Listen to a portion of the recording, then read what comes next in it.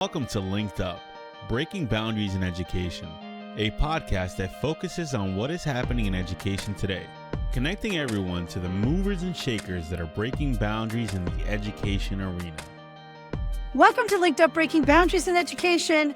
You know, Jerry, we have thousands of superintendents around the country, but there are only a handful where we know their names.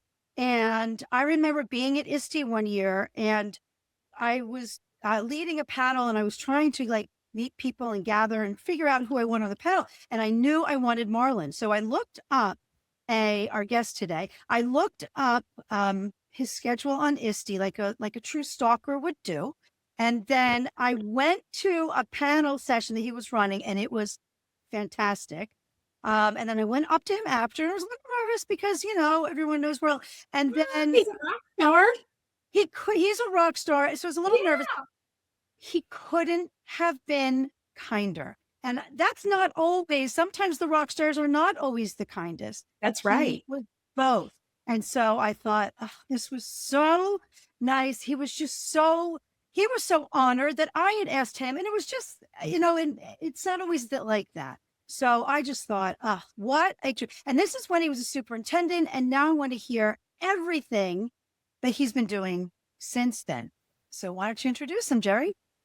Yes. So our guest today is Marlon Styles. As you said, he is a former superintendent, but now he's nationally known author for Make Your Move. Marlon, that is a great segue. Make your move, buddy. Make your move. What are you going to tell us? Yes. I'm just excited to be here with you two. I've been a fan of the podcast series for a long time. I'm trying to get Carl Hooker status, right? And that's like legendary podcast status with you. You could get Carl Hooker status. I'm thrilled to be here. It's been a joy working with people all across the country the past school year, and just excited for some dialogue with you too. It's great to see you. Oh, so good to see you. So you left the superintendency and you wrote a book. And what is Make Your Move about, your book? Well, it's interesting that you ask. And a number of people have said, hey, do you miss the superintendency? I miss it every single day. I miss my executive team. I miss just the grind of trying to change lives with kids. As I transitioned out of the superintendency, I just started asking myself, what's important to you? And what are people having conversations with you about? And what I'm finding is one consistent through line. And the book's purely about how do you position yourself to be successful? How do you position your team to be successful? How do you position your organization to be successful? So we took a little bit of time and we tried to capture the essence of that and really use this notion of an ambitious person as the through line of the book on how to position yourself to be successful. I define an ambitious person as someone who's got a dream worth pursuing, and they dare to believe they can actually pull it off. That's what the book Make Your Move's all about. How do you pull off that big ambitious dream that you have? I love that. I love that whole concept of being ambitious, because you need to have that motivation, but then you also mentioned the importance of taking risks as well. So I think it kind of goes hand in hand to be successful, right? For sure. And I think the one thing in that formula that you just mentioned, Jamie, is something I just don't see as I'm working with superintendents and school districts across the country. We get this narrative right now in this journey that we're on in education that is difficult. It's hard. There's a lot of challenges right now. But I really like the stress in this formula, especially in this book, Make Your Move. I like to not just focus on being ambitious, but really adopting the mindset of moving with joyful ambition. Yeah. Right? Yeah, have some joyful. fun along the way, right? There's some things we can anticipate, but if we can have some fun along the way, I can deal with those ups and the downs. I can anticipate some of those moments coming, and my team and I will be prepared to handle those, but let's have some joy along the way and some of these life-changing things we're trying to do for our kids and the communities we serve. That is so important, because It right is. now it seems that if you are a school leader, you are in the weeds. There are people like attacking, maybe not you, but policies. And it seems like 50% like what you're doing, 50% don't. And It used to be 80-20, and now it seems to be 50-50. Yes. Oh, and to remind yourself to have some joy and have some fun along the way is so important, because I think the burnout rate is really, really high. Yeah. And Yeah. it's so interesting because, my daughter and I were at the Sonic last night, and we were getting a drink, and I said to her, you know what I would give to go back and teach at the middle school again for a year. And she said, Mom, you have said that so many times. But I think what you don't realize is it's a different world. Yeah. Everybody's trying to get out now, and you're wanting to get in. And I'm thinking, wow, it really is a different world. And it does seem like a lot of the joy is gone. How do Yeah. we bring it back? How do you bring Well, it back? it's interesting you asked that question. So just recently, I was with 40 superintendents and a few treasurers in northeastern Ohio. And the theme of the keynote session, and this was specific for the superintendents in the room, the theme was reset, reconnect, and restore. Ah. This wasn't like a big motivational piece, right? We took our time and we gave leaders, people, educators, professionals a chance to reset, reconnect, and restore. Now, why those three words? Because it answers one really key question, and I'm really challenging people across the country with this question, and I really offer this kind of perspective in the book as well. And that's, can you reconnect with the student that made you fall in love with being in education? Oh, Read the yeah. introduction to my book. I talk about a student named Tanner and how he changed my life. He made me fall in love with the profession. And as we went Yeah. through a discussion with those superintendents in Northeastern Ohio, we immediately reconnected with the emotion that we received from that student that made you fall in love with being in education. And as we restored our love for being leaders, restored our love for being in the profession, we really leaned into that unique life-changing experience we had as professionals because of that student. So when you ask how, I want to push our listeners that you have and your followers to answer the question: who was a student that made you fall in love with Yes. being in education? And if you could do anything, try to personally reconnect with them and just have some conversation. Could you imagine the goosebump moment you might have if you got Yes. that student right now? I Like, love that oh, so wow. much, because we're always reconnecting with that teacher Yes. that Yeah. made us education, but you're flipping it back to the student. I love I it. just saw the student on Facebook the other day, and he was a tough kid. I'm Yeah. going to reach out to him today. Yeah. That's Yeah. so cool. Yeah. I love this idea. I do too. I mean, and I guess I was asked in an interview, who was your success story? And that would be the same person, because it made me feel that breakthrough moment. And I actually wrote about that student in my book. That breakthrough moment is, I mean, like no other. And so, Marla, I think you're right. Like that really reconnects you to that joy and restores some of that. I think that's magic right there, which you put together. I Yeah. think that's brilliant. I'll share with you. November 6th, 2023, Tanner sends me a message through Facebook, a life-changing message about how I impacted his life. And I write this in my book. It wasn't about what I did for him. I hopped on a plane and flew down to Tampa, Florida to sit with this young man just to tell him the impact he had on me. So when I talk about like reconnecting and restoring that love, you talk about the burnout, Jerri. I go back to that. If you can answer that question and emotionally like resonate with the moment and the student itself and resonate with the impact it had on you.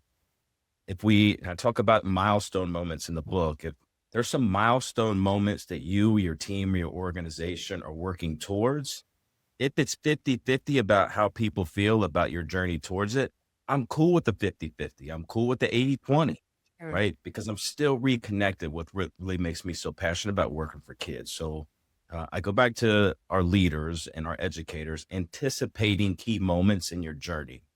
If I anticipate things happening, I can strategically begin to prepare how I want to respond when those milestone moments approach, not when they happen, but when I start approaching those milestone moments. So I really want to push like some new types of thinking and behavior beyond just that joyful piece, Yeah. that ambitious journey. I mean, it's a grind. We all know it. Yeah. So let's anticipate when some things are going to happen. When you know it's going to be a life-changing moment for a kid, prepare how you're going to celebrate that moment, right? But if you know that moment's coming up and you're anticipating that moment, right, where there's might be a little bit of frustration, there might be a little anxiety, let's anticipate that so that we can better respond. So people are in a better spot. They feel a little more prepared to be successful. But joy is at the core of that for me. And anticipation is tough. And I like how you kind of bring that to the surface, because a lot of times, and I mention this a lot, is we tend to react instead of respond. But if you can have that anticipation, whether it's a good thing or a bad thing, especially if it's a good thing, you're prepared for it, and how you are going to, lay the plans for it, actually. So I love that. I think that's brilliant. And then so you had these 40 superintendents, you're doing this, and probably with others. How did they respond to this? Oh, I love a safe space, especially for a group of superintendents to get vulnerable with themselves behind closed doors, especially around, reconnecting and restoring some feelings about being in the role. What I'll share is we had a conversation. The theme of the event by the organization was the greatest show on earth. So immediately reconnected with what made you fall in love with being in education. Another key moment that I think really caused some emotion, and again, it was driven by the theme. So I went straight to that movie, The Greatest Showman. If you ever seen that movie, I mean, one of my all-time favorites because of my daughter. But Kiala Settle is a key figure in that movie. And I found a video that we showed about her and a group of singers doing the featured song on that soundtrack, This Is Me. And I showed a video when she was stuck behind this podium, just like physically stuck, looking super fatigued, drained, emotionally struggling to just, get that song out.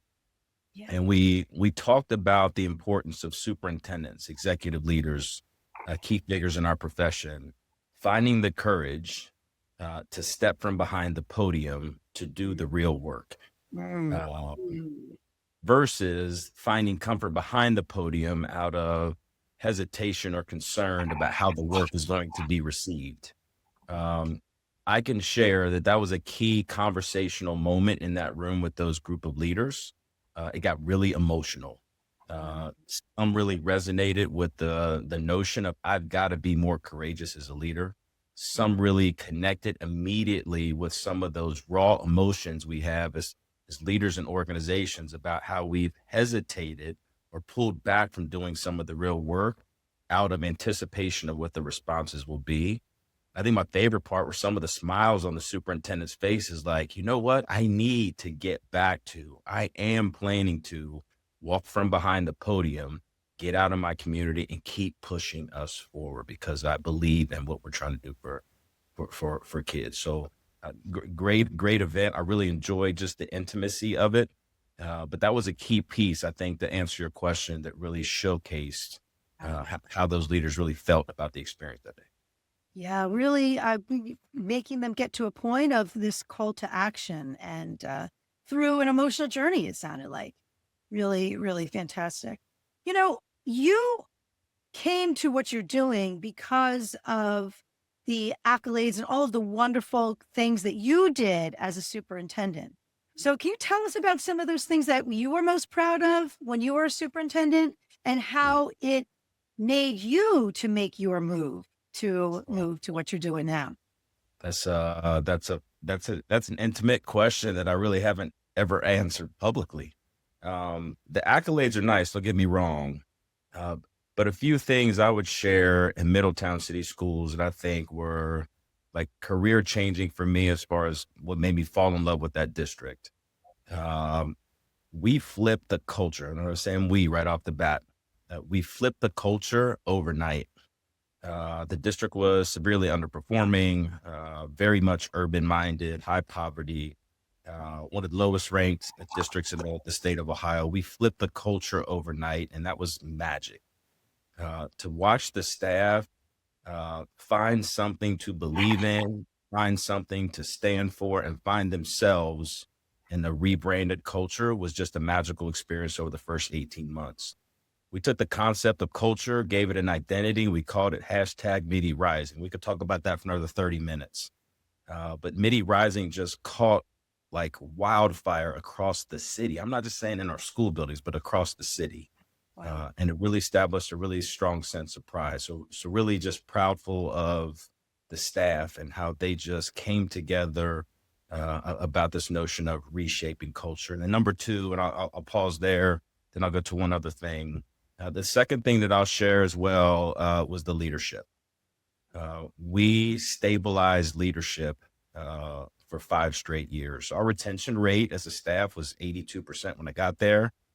As I exited out, we were almost at 95%. So an amazing cultural shift. That's At the huge. core of that stabilization were our building principles. Now I'll brag about my exec team all day long, but I really want to focus on the building principles. We stabilized our building principle positions. And I think that was the linchpin to the entire transformation of what happened in the district.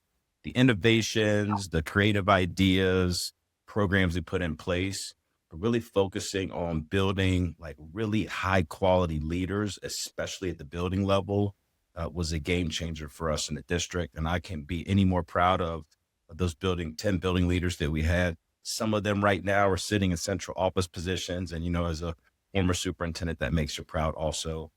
Last but not least, what I'll share is chapter 4 in the book, Make Your Move. I get super vulnerable about why I left the superintendency. And the experience that really shifted my perspective that made me answer the question, what brought me joy? And chapter 4 really features that moment. Yes. I love the joy. That is so important. I just heard a psychologist talking about that and said, if you want to change habits, you do have to make them fun and joyful. So there's actual research behind this, that's how our brains work. And that's how we do move forward. That's how we do make our move. Some of these things, I think people think joy is something you don't have to have along the way, but the research is showing you really do. It really moves you forward. It makes a difference between a job and a career because you have Yes. that happiness, you have that motivation, that ambition. And I think it boils down to culture, Marlon. I think if you don't have culture, a strong culture within your work environment or even your home environment, personal environment, then you're not going to feel motivation and ambition. You're not going to have the courage to take risks. You're not going to, be able to keep those strong leaders in your district because they don't feel that. So I think what the magic that you brought to your district of that foundation of culture probably is what brings about any of this that you're talking about today. It's got to be that foundation, right? Absolutely. I'll share a funny story with you, if you're okay with a funny moment here. Love it. Okay. My first year as a superintendent, it's time for convocation. Now, I love convocation. I believe the convocation experience should be so exciting for your staff that at spring break, they're still talking about it. Like that's the standard about how we plan for convocation. Now, my first convocation, I walk out on stage, didn't even introduce myself as your brand new superintendent. We took 5 minutes. I had the technology team, I had them turn the sound up super high. We took 5 minutes and we had people take their phones out. We just took selfies. Isn't that crazy? You saw almost 800 people in there hugging on each other, smiling. And I call them joyful moments, taking joyful moments and then sharing that across the community on social media. I mean, it was just a cool, magical moment. But the question is, like, why do selfies? For me, I wanted to establish the mindset. The mindset is every single day, you can find time, you can find a moment to make one positive contribution to this unstoppable culture we're trying to build. And for me as a superintendent, I want to model that right off the bat, right? Let's start building this together. My contribution immediately is to invite you into the space. So for your listeners, as you think about the magic of reshaping culture, uh, setting that behavior, that mindset that every day I'm just asking you in your own unique way to make one really small contribution. If that takes you 20 minutes, great. If it takes you 10 seconds, I don't care how long it takes you, but just commit to making one small positive contribution every day, and we'll be off to the races for these kids. Would you say that's the way that you did change that culture so quickly, was by asking them to do that and Giving them accountability. Yeah, everyone accountable. Well, it's interesting you bring the accountability in. My third year, I had a number of superintendents across the country reach out like, can you give me your guidelines or your playbook, the expectations? I'm like, what are you talking about? I'm like, there are no guidelines. There are no expectations. There are no playbooks. It's just the practice, the commitment that every day you're making a positive contribution. Whatever that sounds, looks, or feels like for you, we'll be cool with it. We'll fall in love with your contribution, right? But it was just more of the urgency of getting yourself to believe in what we were trying to build that I think really set the stage for the transformation. I felt like if people needed permission to contribute, we wouldn't be able to transform it. But I felt if people had a chance to see themselves and what we were building, people had a chance to contribute to who and what we were trying to become, we would be off to the races. And there's a number of indicators, I think, that really allow us to believe that not giving permission, but more importantly, like inspiring people to contribute, really shifted the game. Some of those accolades you mentioned before, those aren't Marlon things, to be honest with you. There's a group of staff members behind the scenes that are designing that through an inclusive process for kids, and that innovation is shining bright. Those people don't get to the table if they don't believe in what we're trying to do or where we're trying to go. And that's culture right there. Yeah. And it gives them that opportunity to have that sense of ownership because they're all in. I love that. I love that. I mean, you kind of make it sound so simple because you have to have this foundation. So, but it's the inclusivity of it, I think, is that key. So yeah. And so now you made that move. You are bringing these messages to different groups of superintendents around the country. I believe you were in New Jersey last summer, right? I think you were here. Sure were. Yeah. We did a convocation at Glenn Robinson's district. Yeah. Had a Glenn. He's a good friend of ours. Yes. We've had him on a couple of times. And I'm actually my husband's superintendent in Monmouth County, and they have a big, their big gathering. I'm going to recommend you for that because they can use some of those 3 R's, I think. So what are some, I mean, when you come, do they invite you because they have something specific they want to overcome, something specific they want out of it? Or are they looking for, some of this magic culture that you've been able to bring? What are you finding that they're needing most?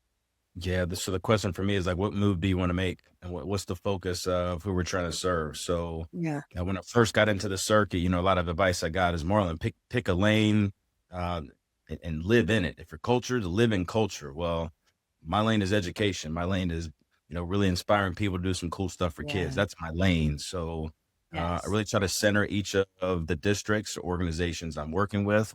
What are your big focus areas? What are your big themes? And then I like to custom build experiences around whatever those themes are. So if it's a leadership retreat, I'm working with Frontier Central School District up in New York. We built a multi-part AI leadership series, working with an organization, and their big theme is they want a conference around family engagement. Let's talk about some really high level opportunities, really elevate the engagement of your stakeholders across the community.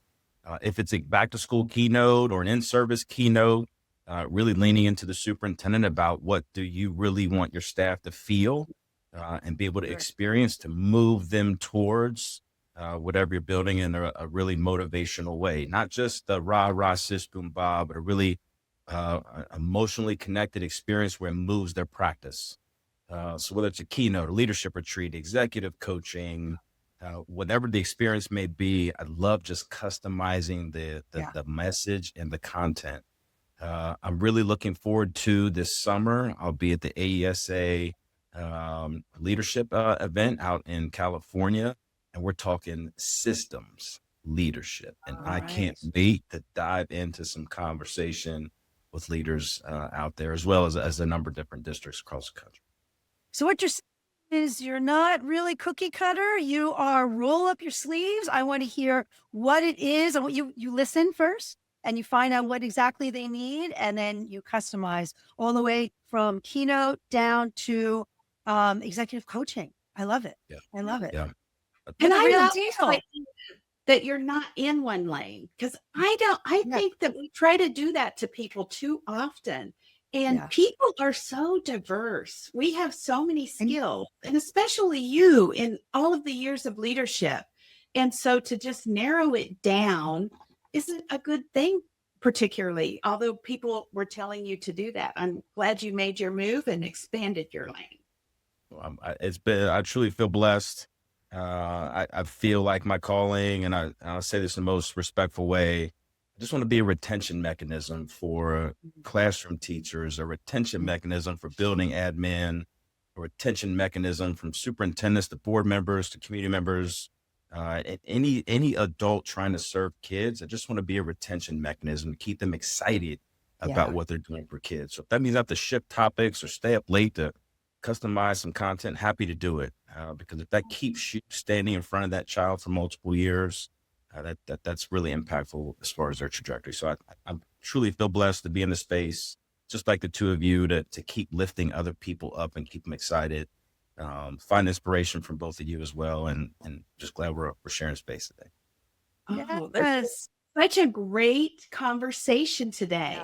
And I want to just flip one little thing here. We've talked about retention and we've talked about joy, but is there anything that schools or school leaders need to take off the plate that we've been doing for years that would help maybe allow more room for joy? Do you find anything in that category? Take off the plate.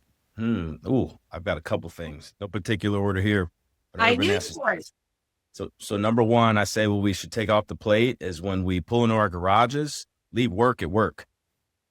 One more time. I don't care title or position. Don't care title or position. When you pull into your garage, leave work at work, right? Number one. Number two, people often say, hey, you need to take some time off. Well, I say when you take the time off, leave work at work. Find a way if you have to log out or go in your superintendent's office, say, hey, I'm taking the next week off, shut my email off from the tech department, do what you got to do. But when you are taking time off, leave work at work. And then number three, what I'll share also, especially for our superintendents, and I'll say an I statement here. I used to track how many events I was going to outside the workday. So evenings, weekends, and I won't share the number, but it's eye-opening how often superintendents in the evenings and weekends and off days are still on the job grinding. So to my superintendents or executive leaders out there, I understand the value and the impact it has to be present. But I really want to challenge us to realize we can't be at everything. Right. Show all the students some love, from the students in your fine arts programs to your athletics to being a mystery reader and being at community events and parades. But also know that you can't be at everything. And if it's okay that you don't go to everything and you stay home to refresh yourself, when you get back in that office on Monday or the next morning, you'll be able to really get down to business and keep changing lives during the school days. So those would be my three I would say we could take off. And that's really a conversation that I was a superintendent in a smaller district, and your presence is so important. But that's a conversation you need to have with your board, that I have to have some time to restore, as you said. Yep. And I think once they hear you talk about it, they understand. Yeah. But Yeah. that's very important. You remember It's those days, right? When your board meeting gets done at 10 o'clock on a Monday night, and then Tuesday you're jumping into a high school soccer game. Wednesday you're going to a parent night in elementary. That grind is real. So just It is. It's so our funny boundaries. that you mentioned that, because it might just, especially this time of year, because every night for the past several weeks, my husband will come home. He would change into a different outfit. I'm like, where are you going? He's like, PTO meeting. Next, it was a dance. Next, it was, he comes down, he says, going to a luau. So there's just like so many things this time of year. But also just during the day. I mean, he's in a small district. He's superintendent, he's principal, he's curriculum director, he's everything. So, kudos to all of those small district superintendents who are wearing multiple hats. Because it's so hard. How long do you think, because I think that lesson is so important to, and you kind of mentioned like, pulling in the driveway, pulling in the garage. It's okay to kind of debrief mentally in your head driving home. I think that's actually therapeutic. It's kind of like shedding it out the window. And then when you get home, you can like really but it's hard to do, right? So how did it take you a long time to kind of realize that? I called it yes, it did. Yes, it did. Early in my career as an admin, I just found myself always thinking, when I was kind of laying in bed, like I should be going to sleep right now, but I'm thinking about master schedule, the high school principal. Always that. Like, how's that really happening? So I started, I call them fresh styles in the book, just these behaviors. Love that. I got a video series to put out every Monday during the school year. I just call them fresh styles. Just these fresh, streetwise, soulful approaches that really allow you to keep doing what your ambitious self is trying to do. But one of the fresh styles I practiced, I called it the threshold. So when I got to the garage, when I walked through the threshold of the door into the laundry room, I had to mentally and emotionally be ready to be present. So whatever I need to do prior to, if I need to sing for a couple songs as I drive around, but when I get to the threshold, I know it's time to turn that off and get back to being just Marlon. And that's a behavior that I've consistently practiced for the past 15, 20 years. That's good. That is so good. Yeah. I mean, I think once you make it a habit because once you're doing that, making a habit, you are restoring, you're resetting, you're reconnecting, you're restoring with your personal life, right? So and once you make that a habit, it's a good habit and it works. Another habit is I've noticed a number of leaders across the country. I give my good friend Ryan Jackson a shout out. The hashtag Fit Leaders movement, I think took off like wildfire. That's great. I got so connected to hashtag Fit Leaders. I physically felt and looked different. I gained 15 pounds when I first got to the district office. I'm like, what is going on? I was sitting all day long. I wasn't walking around as a principal anymore. Involved in the Fit Leaders movement. I emotionally felt more stable. I physically felt more stable. Mentally, I really had a great balance between personal and professional. So I ask, our listeners who are in the profession, it doesn't matter to me what your affinity group may be, but let's get connected to an affinity group so you can stay refreshed and reconnect. You want to be. Yeah, it takes accountability partners to do it sometimes. So especially when you are superintendent, because it can be a lonely job. So having those circles are super important. Wow, we got some fresh style tips here today, huh? Yeah, good ones. Excellent. This is great. It's been fun. Yeah, it's great to see you two. Love the conversation. Like I said, big fan of the podcast. I hope we get the cross paths here soon. That'd be a nice 26 or 27. I'm gonna pick up that book. Sounds. I know. Well, me too. I'll tell you what. If you two send me your in an email, send me your address. I'll shoot you an author copy and I'll sign it for you. Oh, thank you so much. That's amazing. Appreciate that. Oh, good. Good. Thank you so much for sharing all of these tidbits. And it's a perfect time of year to have you on, I think, because this is the time of year where we should be doing those 3 R's. So I'm happy to share this out. And then we'll probably, hopefully, we'll see you at ASA. I'm assuming you'll be there in February. So good. Okay, good. We'll make sure we connect in person. Sounds like a plan. I hope you enjoy your summer, and I hope all your listeners enjoy their summer as well. Thank you for listening. And if you would like to stay linked up, be sure to follow us on Apple and Spotify and subscribe to us on YouTube.